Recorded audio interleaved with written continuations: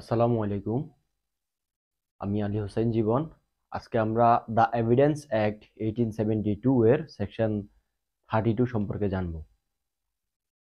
Section 32 তে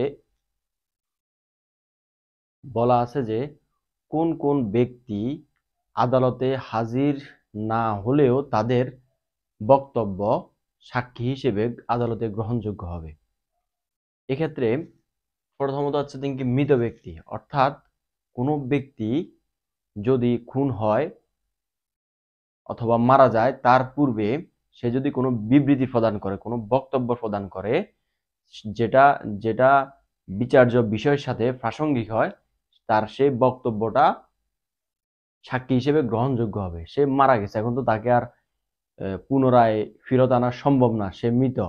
কিন্তু সে কি কারণে মারা গেল অথবা তার মৃত্যুর কারণ ঘটিত কোনো বক্তব্য যদি বিবৃতি যদি সে দিয়ে যায় তাহলে সেটা সাক্ষ্য হিসেবে গ্রহণযোগ্য হবে। এক্ষেত্রে ওই সাক্ষ্য অথবা ওই বিবৃতির উপর ভিত্তি করে আদালত আসামিকে শাস্তি দিতে পারবে না। যখন ওইটা প্রমাণিত হবে অথবা সমর্থিত হবে তখনই আদালত তাকে ওইটার উপর, ওই বিবৃতির উপর ভিত্তি করে শাস্তি দিতে পারবে। সেই ব্যক্তি হচ্ছে যাকে খুঁজে পাওয়া যাচ্ছে না।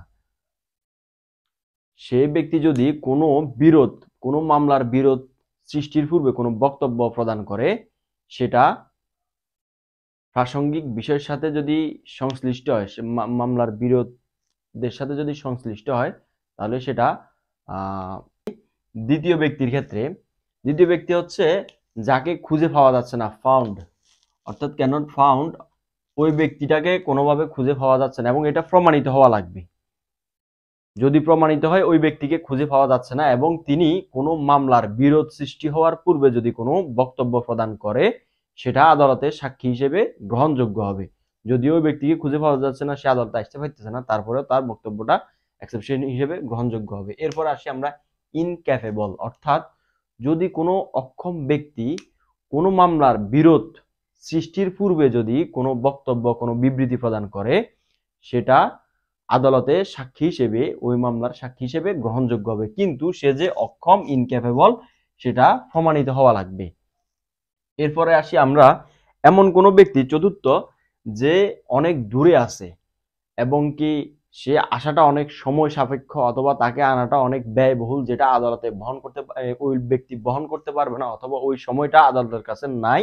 ওই ক্ষেত্রে ওই ব্যক্তি যদি কোনো স্টেটমেন্ট অথবা কোনো বিবৃতি প্রদান করে যেটা মামলার বিরোধের পূর্বে দিয়েছে, তাহলে তার বক্তব্যটা প্রাসঙ্গিক হবে এবং আদালতে সাক্ষ্য হিসেবে গ্রহণযোগ্য হবে।